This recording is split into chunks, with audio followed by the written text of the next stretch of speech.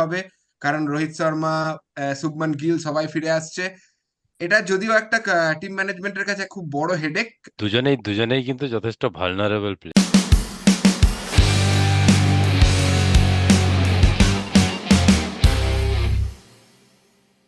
বলা start. Hello, welcome everyone. তাহলে প্রথম টেস্ট আমাদের বিজিটির ইন্ডিয়া জিতেছে, খুব আনএক্সপেক্টেড হলেও প্রথম ইনিংসে 150-তে অল আউট। তারপরে এভাবে কামব্যাক করে টেস্ট জেতা, তাও অস্ট্রেলিয়ার মাটিতে, হয়তো আমরা কেউই হয়তো সেটা বিশ্বাস করে উঠতে পারছি না এখনো পর্যন্ত। ফার্স্ট টেস্ট এবং সেকেন্ড টেস্টের মাঝে এখন অনেকটা গ্যাপ, আমরা এক্সপেক্টও করছি অনেকটা টিমে চেঞ্জও হবে, কারণ রোহিত শর্মা, শুভমান গিল সবাই ফিরে আসছে। এটা যদিও একটা টিম ম্যানেজমেন্টের কাছে খুব বড় হেডেক, কারণ একটা উইনিং কম্বিনেশন নর্মালি কেউ ভাঙতে চায় না, বাট স্টিল ওদেরকে তো নিতেই হবে, দে আর দ্য ক্যাপ্টেন্স অ্যান্ড খুব ইম্পর্টেন্ট প্লেয়ার। তো সেটা নিয়ে আমরা এখন ডিসকাশন করতে যাচ্ছি, কি টিম কম্বিনেশন হওয়া উচিত, প্রথম টেস্টে কিরকম পারফরমেন্স হয়েছিল, আরো কোথাও যদি উন্নতি করার কোনো জায়গা থাকে সেইগুলো। তো চলো শুরু করা যাক, কেউ একজন শুরু করো। প্রথম টেস্টের শুভ্রতা। প্রথম innings পরে মানে সত্যি খুবই আনএক্সপেক্টেড ছিল যে 150 রানে অল আউট হয়ে যাবে, কিন্তু তারপরে যেভাবে বুমরা বোলিং করলো, আমি অতটাও এক্ষুনি বুমরার ক্যাপ্টেন্সিকে ক্রেডিট দেব না। Because the pitch behave differently. The pitch শুরুর দিকে অন্যরকম ছিল, তারপরে আস্তে আস্তে পুরো পাটা উইকেট হয়ে গেছিল। অস্ট্রেলিয়ান ব্যাটসম্যানরা খুব একটা ভালো খেলেনি, সেটা অস্ট্রেলিয়ান ব্যাটসম্যান জানে। আর অস্ট্রেলিয়া ফিরে আসবেই। এটা challenge for the next 4 tests will be there, কি অস্ট্রেলিয়া একটা কামব্যাক করবে। বিকজ অস্ট্রেলিয়ান ব্লাডটাই আলাদা এই ক্রিকেটের বা এনি কাইন্ড অফ স্পোর্টস এর দিক থেকে তুমি যদি দেখো। আর বাট মানে no credits taken away from Yashasvi Jaiswal, Virat Kohli, K L রাহুলের ইনিংসটা ওয়াজ রিয়েলি রিয়েলি মানে আনএক্সপেক্টেড একটা ব্যাপার ছিল। সবাই ভাবছিল K L Rahul will not perform, but সেখান থেকে যশস্বী জয়সওয়ালের সেঞ্চুরি, ফার্স্ট টাইম অস্ট্রেলিয়াতে প্রথম টেস্ট ম্যাচে সেকেন্ড ইনিংসে প্রথম প্রথম ইনিংসে ডাক করেছিল Yashasvi. So it was a major mental comeback for him as compare to cricketing skills, because সেটা তো আছেই, সেই জন্যই সে অস্ট্রেলিয়াতে আছে। হ্যাঁ, এই আর কে এল রাহুল প্রসঙ্গেই জাস্ট একটা কোয়েশ্চেন তোমাদের দুজনের কাছেই, মানে আবার ধরো যে দুজন ফিরছে টিমে, রোহিত শর্মা এবং শুভমন গিল, দুজনই একদম মানে ওপেনিং প্লেয়ার, তো তুমি নেক্সট টেস্টে কাকে ওপেনিং এ দেখতে চাও, বা কিরকম হওয়া উচিত বলে মনে হচ্ছে? দুজনেই কিন্তু যথেষ্ট ভালনারেবল প্লেয়ারও, মানে কে এল রাহুলের এটাই স্ট্রেংথ ওপেনিং এ যে কে এল রাহুল হুম। সব ধরনের খেলা খেলতে পারে।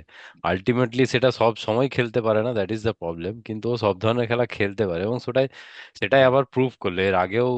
যে সেঞ্চুরিজ গুলো মানে ওভারসিজে আমার বরাবর মনে হয় রাহানে এবং কে এল রাহুল ওভারসিজে ইন্ডিয়ার one of the most dependable batsman এখন কারেন্ট লটের মধ্যে। তো সেটাই আরেকবার দেখালো করে আর কি, ফার্স্ট ইনিংসেও আনফরচুনেটলি আউটটা না হলে মানে 26 রানের ইনিংসটা দুর্দান্ত খেলেছিল, মানে ওই পিচে ওই রকম যখন বলে কাজ হচ্ছে তখন ও যথেষ্ট স্টেবল দেখে মনে হচ্ছিল কে এল রাহুলকে। আউটটাও আনফরচুনেট ছিল, হয়তো আউট ছিল হ্যাঁ, না হয়তো আউট ছিল হয়তো না, আউট টোয়েন্টি সিজনে। ছিল, আনফরচুনেট। হয়তো এবার ছিল। আউট না হলে অ্যাটলিস্ট আরো 10-20 রান তো ও অ্যাড করতোই, মানে ওকে দেখে মনে হচ্ছিল না যে আউট হয়ে যাবে বা এই ধরনের কিছু। এবং ফার্স্ট সেম ইনিংসে 74 করেছিল আই থিঙ্ক, ফার্স্ট ইনিংসে। সেটাও না, না, টোয়েন্টি ফার্স্ট সিক্স ইনিংসে তো কম করলো 26, টোয়েন্টি সেকেন্ড সিক্স ইনিংসে 77। সেকেন্ড ইনিংসে হ্যাঁ, 70। হ্যাঁ, হ্যাঁ, ফার্স্ট ইনিংসে 77। 26 হিন্টটা দিয়েছিল যে ও খেলবে, সেকেন্ড ইনিংসে তো আরো ভালো খেললো। যাই হোক, জাসাসি century obviously, but very important at least, মানে যখন ওপেনিং পেয়ারটা সেট হয়ে গেছে আমার মনে হয় না ওপেনিং পেয়ারটাকে ডিস্টার্ব করা উচিত। অ্যান্ড প্রাইম মিনিস্টার ইলেভেন ম্যাচটা দেখলেও হয়তো আমরা সেটা আন্দাজই পেয়েছি যে প্রাইম মিনিস্টার ইলেভেন ম্যাচেও কিন্তু সেম পেয়ার ওপেন এক্স্যাক্টলি। করেছে। গিল 3 নম্বরে রোহিত এসছে, শর্মা পাঁচে রোহিত নেমেছে আজকে, রোহিত শর্মা পাঁচে হয়তো পাঁচে নেমেছে। এক্সপেক্ট করছি না, বাট তাও। আমার মনে হয় ঠিকই আছে, মানে 5 নাম্বারটা ওই টি-20 খেলার জন্য খুব ভালো জায়গাও, মানে যদি ইনকেস 4টে উইকেট তাড়াতাড়ি উপরে যায় তখন তখন ও মেরে দিতে পারলে অনেক সময় কাজ করে যেতে পারে, সুইং একটু কমে যাবে, বল একটু স্পিড বাউন্স কমে যাবে, তো ওইখানে ওর ধার ধার মার কাজ করে যেতে পারে। মানে জেনারেলি এই ধরনের প্লেয়াররা কিন্তু 5-6-এই খেলে এসছে, সে সৌরভ গাঙ্গুলি হোক বা গিলক্রিস্ট হোক। সৌরভ গাঙ্গুলি টেস্টে অনেক বেশি স্ট্রাইক রেটে খেলতো। গিলক্রিস্ট তো আমরা সবাই জানি ও 80 বলে 100 বা 120 বলে 100 এরকম ইনিংস খেলতো, ওখানে ম্যাচটা অনেক সময় পুরো হাতের বাইরে চলে যায়, মানে ওই সময় অবধি যে রানটা থাকে তার থেকে প্রায় ডবল হয়ে যায় খুব কম টাইমে। তো আমার মনে হয় ফাইভে রোহিত শর্মা খুব ভালো কাজে দিতে পারে। এখানে তো আর এরকম ব্যাপার নেই যে তখন বল টার্ন হবে বা কিছু, তো ইটস আ গুড মুভ, আমার মনে হয় ওখানেই বেশি কাজে দেবে হতে পারে, রাহুল। একটা নতুন ট্রাই তো করে দেখতেই পারে, যদিও ওর কি এক্স্যাক্টলি। নিজের কেরিয়ারের হয়তো শেষ পর্যায়ে, বাট একটা এক্সপেরিমেন্ট। একটু এক্সপেরিমেন্ট করলো না, মানে ও তো হুম। চিরকালই ওপেনিং এ খেলেছে একদম শুরুর হুম। ফেজটা ছাড়া। আর রোহিত শর্মা কিন্তু opening A he is obviously a very good player, but test match opening A he has not made huge impacts. না, সেঞ্চুরিজ প্লাস করেছে। প্লাস যে সেঞ্চুরিজ গুলো করেছে তখন ও একটু ডিফারেন্ট টাইপ অফ খেলতো, মানে তখন ও সেট হতো, পরে মারতো। That was hmm. Rohit Sharma. Even ওডিআইতেও তাই ছিল। ইনিশিয়ালি খুব টাইম নিত, 50 বলে 40 বা 50 বলে 50 এরকম করতো, তারপর একেবারে নেক্সট নেক্সট 50 বলে 100 রানসের বেশি করে দিত। তো that was a different Rohit Sharma. কিন্তু এই এখন রোহিত শর্মা পুরো সম্পূর্ণ আলাদা খেলছে। তো হুম। আমার আই এম নট শিওর যে ওই টি20 মোডে অস্ট্রেলিয়া বা ইংল্যান্ডের উইকেটে সাকসেস সেভাবে পাবে, যখন বল সুইং করবে, সিম করবে, তখন তুমি ব্লাইন্ডলি তাহলে চালাতে আমরা পারবে না। তাহলে আমরা হয়তো সেকেন্ড টেস্টের যেটা ব্যাটিং লাইন আপ হিসাবে যেটা দেখতে চাইছি, যশস্বী জয়সওয়াল এক, দুয়ে হচ্ছে আমাদের কে কে এল রাহুল, রাহুল, তিনে হচ্ছে শুভমান গিল গিল, নাম্বার 3, বিরাট কোহলি চার, আর রোহিত 4, শর্মা হচ্ছে পাঁচ।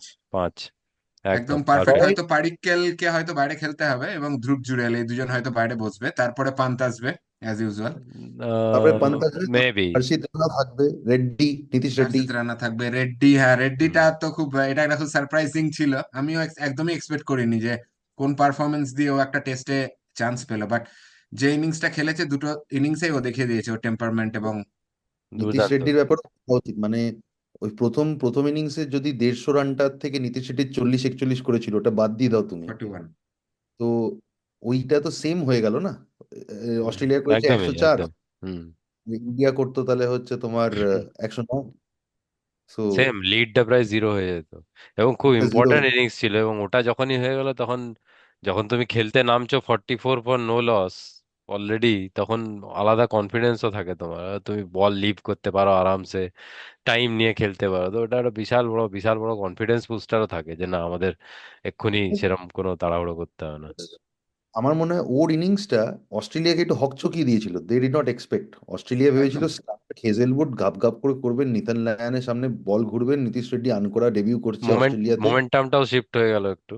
এক্স্যাক্টলি, এক্স্যাক্টলি, মাইন্ডসেটটা পুরো চেঞ্জ হয়ে গেল অস্ট্রেলিয়ার, অ্যান্ড দ্যাটস হোয়াট হ্যাপেন্ড।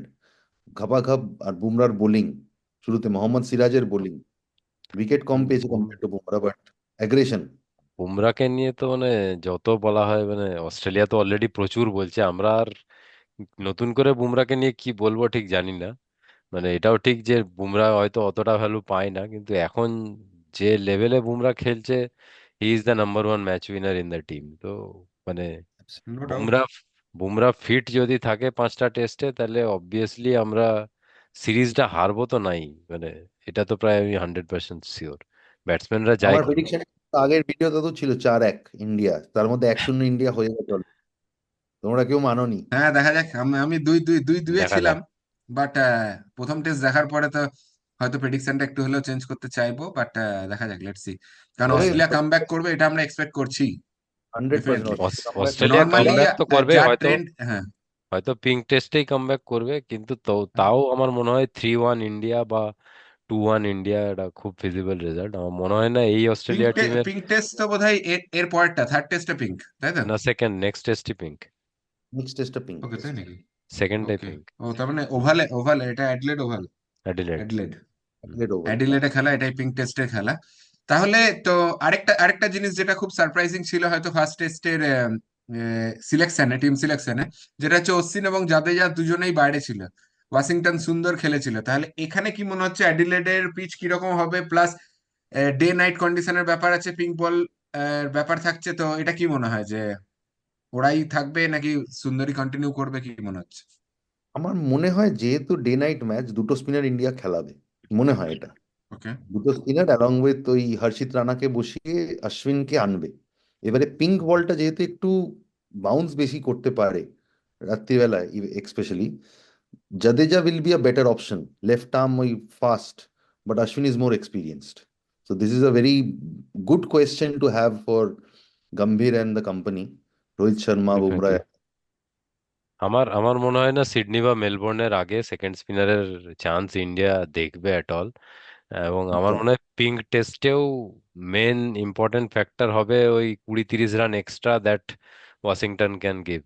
আমার মনে হয় পিঙ্ক টেস্টেও সেম টিম, মানে সেম টিম না থাকলেও অ্যাটলিস্ট বোলিং এ ওই ওয়াশিংটন বোলিংটা সুন্দরই সেম থাকবে থাকবে। বলছো? বোলিংটা সেম থাকবে, মানে স্পিন আমার মনে হয় না এক্সট্রা অ্যাড হবে, ওয়াশিংটন সুন্দরই থাকবে ডিউ টু হিজ ব্যাটিং, এবং বোলিং পুরোপুরি ওই চারটে সিমারই থাকবে, Nitish Reddy and Harshit Rana.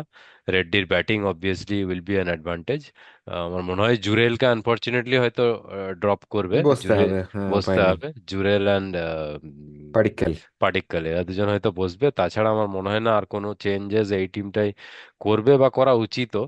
Maybe prime minister ইলেভেনে আমরা সেটা দেখেও নিয়েছি, Washington Sundar batted, Jadeja batted, so chance হয়তো আছে জাদেজাকেও যদি ব্যাটিং এর জন্য কনসিডার করে, which will be hmm. Better. At least Jadeja bowling এ বেশি অপশন দিতে পারবে, and Jadeja is in tremendous form in test cricket. হয়তো ইন্ডিয়ার পিচে নয়, বাট ওভারসিজ জাদেজা যে ধরনের ফর্মে আছে, ইভেন লাস্ট অস্ট্রেলিয়া সিরিজেও জাদেজা যে ধরনের ইনিংস খেলেছে, তাতে জাদেজাকে না নেওয়াটাও একটা মানে খুবই না, বাজে জিনিস। এক্স্যাক্ট, জাদেজা ফিল্ডিং এ তোমার 20-30 রান এমনি বাঁচিয়ে দেবে টেস্ট ক্রিকেটেও। ফিল্ডিং আর তো ফিল্ডিং তো অলরেডি রিপ্লেসমেন্ট হিসেবেও করতে পারে, that is not the question, but but হ্যাঁ। সাথে সাথে তোমার ব্যাট করেও 20-30 রান অ্যাড করতে পারে না, and with pace, exactly. So fast fast add. Washington Sundar আর Jadeja is quite equal option, মানে বোলিং এ যে জাদেজা বিশাল উইকেট বেশি পেয়ে যাবে সেটাও নয়। সো দেখতে হবে however as a batsman, however like Indian Gautam গম্ভীরের কার উপরে ট্রাস্ট বেশি, যার উপরে ট্রাস্ট বেশি থাকবে অ্যাজ এ ব্যাটসম্যান তাকেই নেবে, কারণ বোলিং এ জাদেজা যা, রাইট। ওয়াশিংটন সুন্দরও তাই।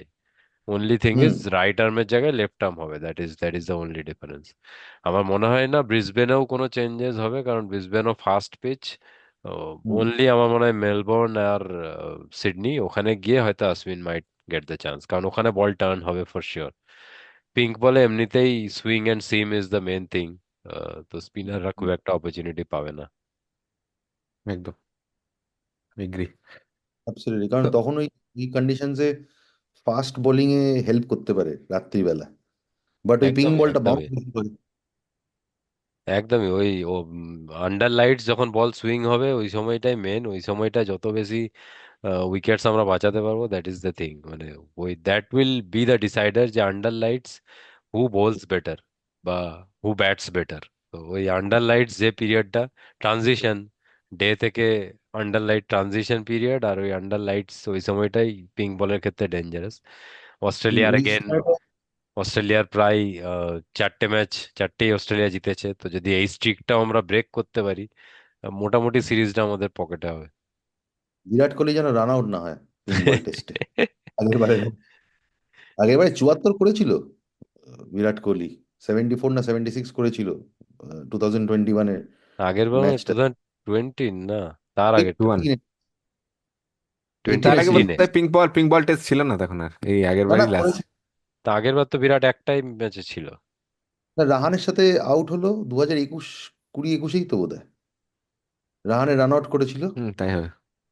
পিঙ্ক বল, পিঙ্ক বল টেস্ট। হতে পারে, খেয়াল নেই। কোহলি কোহলি তো একটাই ম্যাচ খেলেছিল না, একটা ম্যাচ খেলেই তো হ্যাঁ, রিটার্ন হয়ে গেছিল। ওইটাতেই তো তারপরে সেকেন্ড ইনিংসে তো 36 রানে অল আউট হয়ে গেছিল বোধহয়। সেটা কি পিঙ্ক বলে ছিল? না, খেয়াল নেই। সেটা খেয়াল নেই, খেয়াল নেই। হ্যাঁ, যাই হোক। এনিওয়েজ, তো আমরা আমরা হয়তো যে ইন্ডিয়ার কি 11 হতে পারে সেটা নিয়ে হয়তো অনেকটাই ডিসকাশন করলাম, এবং সবাই মোটামুটি অস্ট্রেলিয়া। অ্যালাইন্ড, এবং সবাই ভেবে নিয়েছে যে এটাই টিম হতে পারে। তো পিঙ্ক বলের টেস্ট অবশ্যই এক্সাইটেড সবাই।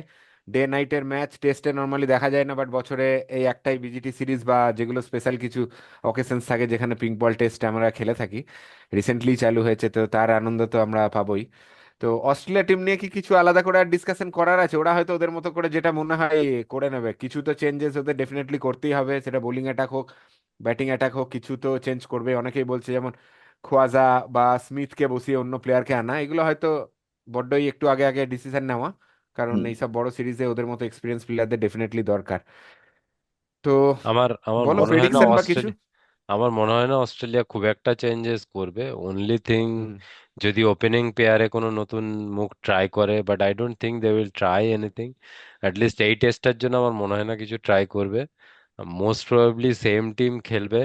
এগেন নিজ আর ক্রিয়েশন অস্ট্রেলিয়া তো প্রচন্ড রকমের হয়েছে, বিকজ এই সেম বোলিং অ্যাটাক 10 বছর ধরে ইন্ডিয়ার সাথে একটা সিরিজও জিততে পারেননি, even though they are one of the highest wicket takers as a bowling attack, এবং মানে কমপ্লিট অ্যাজ এ গ্রুপ এত লং লাস্টিং বোলিং অ্যাটাক খুব একটা দেখা যায় না পেস বোলিং এ। তিনজনেই প্রায় 10 বছরের ওপরে একসাথে বোলিং করছে, যেটা হয়তো আগে আমরা দেখতাম কিন্তু এখন খুব একটা দেখা যায় না, ইনজুরি আসে বা ড্রপ হয়ে যায়। তিনজনেই দুর্দান্ত bowler, I don't think there is any reason for concern, but maybe only thing can be Marnus Labuschagne. লাবুশেনের রিপ্লেসমেন্ট আমার মনে হয় হয়তো দেখতে পারি। স্মিথকে এখনই ওরা ভাববে না, কারণ স্মিথ, সবাই জানে ইন্ডিয়ার এগেনস্টে Smith is a different beast all together. তো হয়তো He is একটা a ম্যাচ different খারাপ species, গেছে। definitely. অ্যাবসলিউটলি টেস্টে ইন্ডিয়ার হচ্ছে এগেনস্টে, আলাদা player একটা। টেস্টেই আলাদা আর ইন্ডিয়ার এগেনস্ট আরো বেশি করে আলাদা। তো hmm. Even Root and Joe Root and Smith দুজনেই ইন্ডিয়ার এগেনস্টে প্রচন্ড রকম ভালো পারফর্ম করে। তো দেখা যাক, আমার মনে হয় না স্মিথকে কোনো রকম রিপ্লেস করার কথা এখনই ভাববে, এতটা নিজাক রিয়েকশন একটা ম্যাচের উপরে হবে না। বাট নেওয়া মার্নাস উচিত না। লাবুশান হলেও হতে পারে। লাবুশান অনেক মানে প্রায় 2 বছর ধরে সেরকম কোনো পারফরমেন্স নেই। তো লাবুশান মাইট এই মাইট পারফরমেন্স গেট মাথায় বল রিপ্লেস। উঠে উঠে পড়েছিল, ওটা খুব ভালো পারফর্ম করেছিল। মাথায় বল লেগেছিল আবার উঠে পড়েছিল সঙ্গে সঙ্গে। দেখা যাক, most probably Labuschagne might get dropped এই টেস্টে না হলেও down the line in the series যদি পারফরমেন্স না হয়। পিঙ্ক বল না, টেস্টটা আশা করা যায় একটু হাড্ডাহাড্ডি হবে, মানে ফার্স্ট টেস্টটা। বাংলাদেশে একটু কিছু না কিছু স্কেয়ারও হতে পারে আমার একটা। কেউ মার খাবে। না না, আমার মনে হয় কিছু না কিছু একটা স্কেয়ার হতে পারে হয়তো। Some people might not perform, যাকে আমরা এক্সপেক্ট করছি, যেরকম একজনের নাম হচ্ছে হয়তো কোহলি। কোহলি হয়, ঠিক আছে, সে হয়তো রান করতে পারে নাও করতে পারে, কিন্তু কোহলির কনফিডেন্সটা is very very important for India as a whole in this series. Correct, correct, first টেস্টে 100 পেয়ে যাওয়াটা খুব ইম্পর্টেন্ট। আর আর অ্যাবসলিউটলি। একটা পেয়েছে, দ্য বেস্ট পার্ট ওয়াজ ও কিন্তু ওই খুব আল্ট্রা ডিফেন্সিভ হয়ে ভয় ভয় রান করেছে ওরম না, নয়। না, না। লাস্টের দিকে তো মানে literally he was chasing hmm that. Hmm, so hmm. That's good. টিমের জন্য হয়ে খেলেছে, প্লাস নিজে সেঞ্চুরি করেছে, আর সেদিনকে aggressive aggressive Kohli is always a boost for the team. ও কোহলি অ্যাগ্রেশনে ফিরলে পুরো টিমটাই আলাদা অ্যাগ্রেশনে ফিরে যাবে। That is also another Sourav. Important point that I wanted to discuss. মানে Rohit Sharma as a captain at least আমার মনে হয় টেস্টে probably is a bit ultra defensive, যেটা ধোনির ক্ষেত্রেও ছিল। কিন্তু hmm, again hmm, Bumrah seemed to be more attacking, মানে slip slip cordon, short leg etcetera, এই ধরনের প্লেসমেন্ট গুলো, যেটা নিউজিল্যান্ড সিরিজে অনেকটা মানে বরাবর কমেন্টেটররা হয়তো বলে যাচ্ছিল যে কেন এখানে একটা অ্যাগ্রেসিভ ক্যাচিং পজিশন নেই। তো জানি না, maybe it is very like early to say, but আমার মনে হয় যে অ্যাটলিস্ট টেস্টের ক্ষেত্রে অ্যাগ্রেসিভ ক্যাপ্টেন্সির খুব দরকার আছে। I hope Rohit Sharma captain হলেও সেই অ্যাগ্রেশনটা বজায় থাকবে, and Kohli getting back into form, that will help the aggression to be there. Pant Pant ওর উইকেটের পেছন থেকে অ্যাগ্রেশন বজায় রাখবে। সো ওই অ্যাগ্রেশনটা যদি থাকে তাহলে সিরাজের মতো বোলাররাও পারফর্ম করে বেরিয়ে যাবে, that is the main thing. Absolutely absolutely. আমি এটাই বলতে চাইছিলাম, সৌরভ একটা কথা, সৌরভের কয়েকটা ইন্টারভিউ দেখেছিলাম, আর প্লাস অনেক আগেকার একটা ইন্টারভিউ ছিল, তখন বলেছিল যে in Australia when you go to play, it's 80% mind games, how you are absolutely, mentally absolutely. Play the game. 20% is skills, and anyone playing in a BGT, they are at the top of their careers, and they have mastered the skill to the highest level. So skill is not a question. কেউ বলতে পারবে না যে এ ভালো বল করে না তাও টিমে আছে। সবাই সে খুবই তো ভালো, সেই নিশ্চয়ই, জন্যই team. Absolutely. Probably so you have. ইন্ডিয়াও অস্ট্রেলিয়ার এগেনস্টে পারফর্ম করার মাইন্ডসেটটা বেশি মানে রপ্ত করে ফেলেছে আর কি। লাস্ট 10-12 বছর যদি আমরা দেখি, ইন্ডিয়ার বেস্ট পারফরমেন্স অলওয়েজ অস্ট্রেলিয়ার এগেনস্টে বেরিয়ে আসে। তো ইংল্যান্ড নিউজিল্যান্ডের এগেনস্টও আমরা সিরিজ জিততে হয়তো সমস্যা হয়, নিউজিল্যান্ডের এগেনস্টে আমরা হোয়াইট ওয়াশ হয়ে গেলাম, বাট মেন্টালি অস্ট্রেলিয়ার সাথে খেলার সময় আমরা বেশি প্রিপেয়ার্ড থাকি, বেশি চার্জড আপ থাকি। হুম। বাট ঠিক আছে, চলো, হোয়াইট ওয়াশ হয়ে গেছে, দেখো, it was not expected, no one wanted that, but it has happened. You can't change it, we have to move on for that. চলো পলাশ, ঠিক আছে, তাহলে এই একটা সিরিজে ক্লোজার। এই এই বিজিটিতে একটু ভালো পারফরমেন্স দিলে হয়তো আমাদের আবার ডাব্লিউটিসির ফাইনালে আমাদের আবার দেখা যাবে, তো সেটাই এক্সপেক্ট করব। ফার্স্ট টেস্টটা জেতার পর কনফিডেন্স তো একদম হাই আছেই, তো সেকেন্ড টেস্টটাও এক্সপেক্ট করব জেতার। কারণ হয়তো ডে নাইট টেস্ট ম্যাচগুলো অস্ট্রেলিয়ায় গিয়ে আমাদের জেতা হচ্ছে না, আগের বারটাও হার হার হয়েছিল। তো এবার সেটাকে চেঞ্জ করতে চেষ্টা করব। যেমন ইন্ডিয়ার নিজের মাঠে যেমন আমরা এক্সপেক্ট করিনি নিউজিল্যান্ডের কাছে হোয়াইট ওয়াশ হব, হয়তো গিয়ে দেখা যাবে অস্ট্রেলিয়াকে গিয়ে আমরা হোয়াইট ওয়াশ করে চলে এলাম। তো এটাও একটা যদি ঘটে আনএক্সপেক্টেড। তাহলে তো দারুণ। তো আনএক্সপেক্টেড জিনিস যখন হচ্ছে আমরা এক্সপেক্ট করতেই পারি। তো এটা দিয়েই আমরা এবং এক্সপেক্ট দ্য সেই এক্সপেকটেশন আনএক্সপেক্টেড। রেখেই আমরা হয়তো আজকের এই এপিসোডটা শেষ করব। আবার দেখা হবে সেকেন্ড টেস্টের পর, বা তার মাঝেও যদি এক্সাইটেড কিছু ঘটে যায় ডেফিনেটলি। আমাদের আইপিএল নিয়ে এপিসোড এবার আমরা স্টার্ট করব, কারণ আইপিএল এর অকশন এখনই হয়ে গেছে। কোন টিম কিরকম করলো, কোন টিমের ক্যাপ্টেন কে হতে পারে, কাকে নিলে আরো ভালো টিম হতো, কে সবচেয়ে স্ট্রং টিম, সেগুলো নিয়েও আমাদের ডিসকাশন আছে। তো নেক্সট ভিডিওগুলো তো দেখতে থাকুন আপনারা এইসব ডিটেলসের জন্য।